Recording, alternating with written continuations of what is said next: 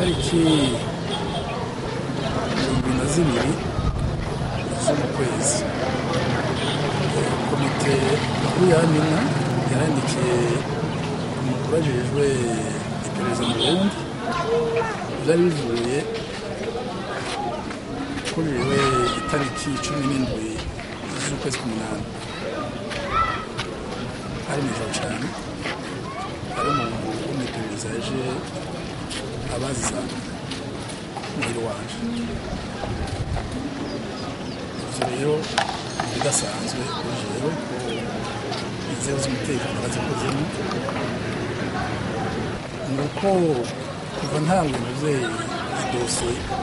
y'igisirikare by'imigisha y'abasoda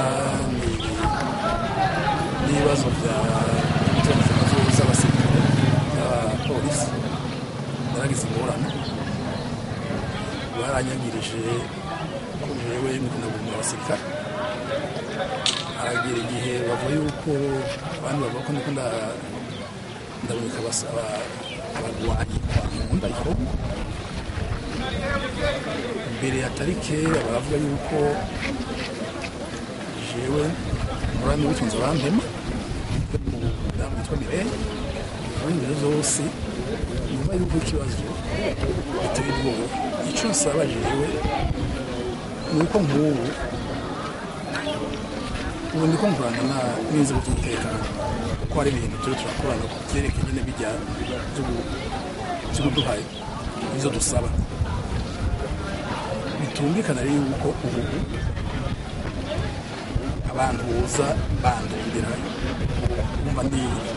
iterabwoba iterabwoba rero nagomba ko ihagarara ko naco muze leta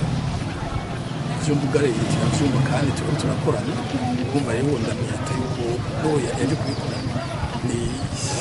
igwaruro wese umuntu yatumwe n'abategetsi